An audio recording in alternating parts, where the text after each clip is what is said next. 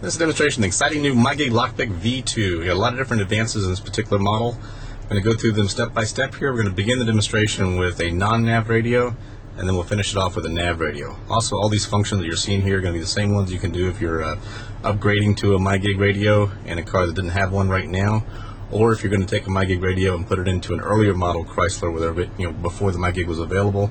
We have adapters for those, but all the functions you see on this video are the same ones you'll be able to do with the earlier model Chrysler, and of course all the Mygig radios that are currently out right now. Okay, we'll begin the demonstration with the vehicles in park right now. I'm going to go ahead and bring it into drive.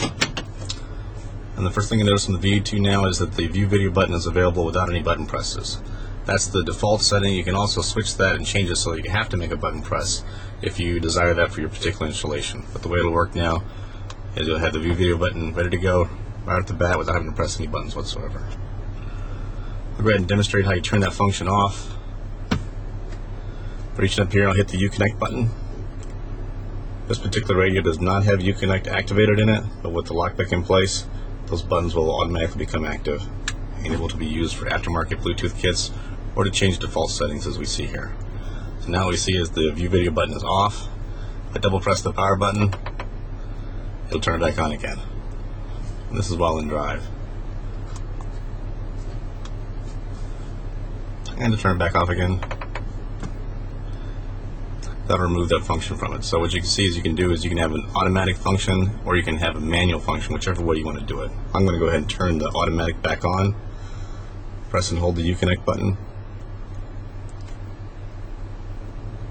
And that'll turn the view video button on. Now it's available while in park or in drive automatically. Now, this particular vehicle, we also have the factory camera in place. And on the front of the vehicle, we've outfitted it with a front camera. These are the small miniature ones that we have available on the website. You could have that one in the front or in the back. Either way, the cameras are universal for either application.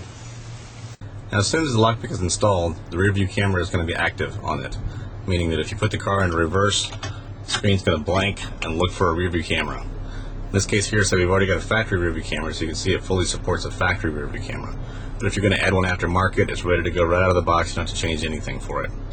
The unit does have the ability to turn that function off automatically. So if you don't want to add a rear view camera, you're not going to have one in your application. Once again, all you can do is just take the Uconnect button. While you're in reverse, just hold it. And what it'll do is turn off that rear view camera, like so. So now when I put the car into park, I'll come back into reverse again. You'll see that's turned off. If you decide later that you do want to add a rear view camera, it's very simple. Once again, just place the vehicle into reverse. Take that Uconnect button and hold it in. And this will again reactivate the rear view function automatically whenever you're in reverse. Boom. So now we're ready to go for our camera. Anytime the vehicle is placed into reverse, it'll bring that view back up again. Another function, of course, built into the lockpick is the ability to turn that camera on at any time. So right now we're on AM or FM or SAT. It really makes no difference now. The V2 version allows you to turn on the rear view camera at any time you want to. So I'll go ahead and double press this Uconnect button. And what that'll do is turn on the rear view camera. And that'll operate while in motion, while in driving. I mentioned earlier that there was also a front camera on this vehicle. I can go ahead and demonstrate that function right now. I have the rear view camera activated. And we're moving. I'm in drive. I'm going to go ahead and double press this power button. What that's going to do is switch to our front cam. And as you can see, that's the front camera that we have on the vehicle. Now it's activated. You can turn it on anytime you want to and see the front view. While in motion, any mode of the radio, makes no difference what you're on, AM, FM, SAT, disc, DVD, anything like that. You can always turn on the rear or the front camera at any time. Now there's another feature built into the V2 version of the lockpick. That's the ability to have this front camera come on automatically. I'm going to go ahead and turn that function off. Well, let me demonstrate another part here. With the power button, I can toggle back to that rear view camera very easily. Just double press it, boom, it'll switch me back to the rear view camera. Come back to the front camera. Very simple. Or I can turn all of them off just by pushing the Uconnect button 2 times again. Switch me back to the regular radio. The new Mygig version, V2, also has the ability to take this front camera and do extra things with it, and that includes turning it on automatically, just as we do with the rear view camera. What it'll do is turn on at low speeds and aid in parking. Makes a huge, huge difference. And this is actually a really neat feature. I'll demonstrate how that's activated. Right now we're in drive. I'm going to go ahead and turn this function on by bringing up the rear camera, and then turning on that front camera manually. Now I'm going to tell it that I want some automatic action with it. I'm going to go ahead and take this Uconnect button and hold it down for 7 seconds.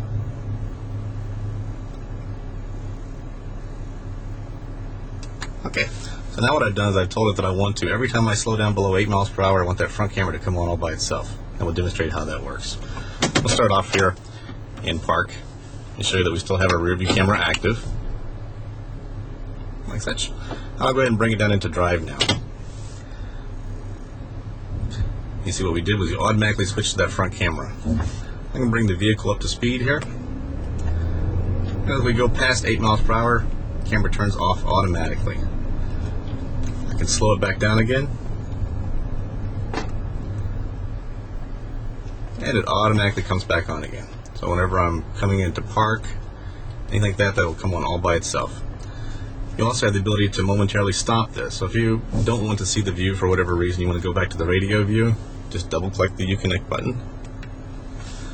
That switches off the camera, brings you back up to the regular radio view, and what it'll do is reset it. So as I go back up above 8 miles per hour, and then slow down again, it'll reactivate itself again. So you have full control over this. Okay, if I decide that I want to take the automatic front camera and deactivate it, so that it's no longer automatically turning on whenever the vehicle slows below 8 miles per hour, it's really simple to turn it back off again.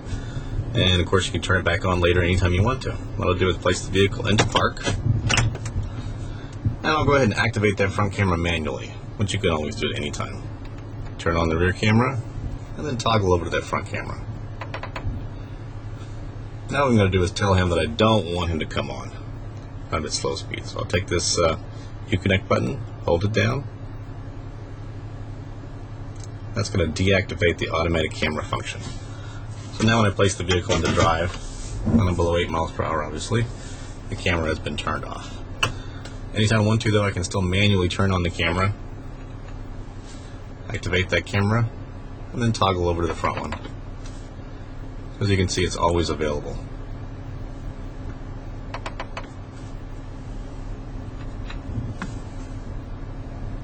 Vehicle with low front clearance, that front camera can make a big difference when you're parking. You can approach that curb in the front there, you can see exactly where it is in relation to the front of the vehicle, so you don't get that scrape in the front. Another thing you can do with the Lockpick is install an interior baby cam. In this particular vehicle we have a rear camera installed, and also in place of a front camera we've installed a baby cam for the inside. I'll demonstrate how that works. We'll go ahead and bring out the rear camera, and then I'll switch over to that interior cam. In this particular case we've got a interior cam pointed towards the back seats where the child seats are at. You could also have this pointed to a particular seat or even to the passenger seat in the front for hearing impaired. Actually they use that for lip reading, things like that. So there's a lot of different uses you can have for the Lockpick and different ways you can configure the video. You can turn this off at any time and switch back and forth. You can actually even have the interior cam come on whenever you're driving slow, things like that. You could use the front camera function and substitute it for an interior baby cam in any capacity you want it to. A popular feature of the Mygig Lockpick is the VES unlocking. If you've already got rear entertainment in your car, then the Mygig Lockpick is going to plug in and enable fully all the functions of that. So DVD play, video and audio input, all those are going to be fully enabled. If you don't have VES for the rear entertainment, then the Mygig Lockpick is going to add that function to your system. So simply by plugging it in, you get an extra tab up at the top here, and this is for all Mygig radios. So if you select this tab, you're going to have a fully enabled audio and video input source ready to go.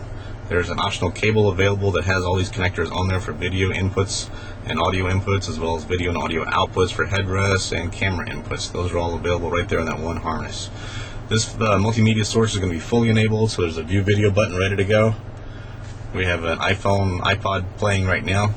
All these functions will be fully available and ready to go while in motion. I'm going to complete the demonstration of the Mygig Lockpick V2 with a navigation radio in place. One of the popular features of the Mygig Lockpick is the ability to enable address input while in motion. Right now the vehicle is in motion. I'll go ahead and demonstrate these features by bringing up new destination, street address. And typically at this time the screen would be locked out. With the Mygig Lockpicks in place, the address input is fully enabled, and also the map is still in motion. So you don't lose any features by enabling this. It's fully automatic as soon as you plug in the lockpick.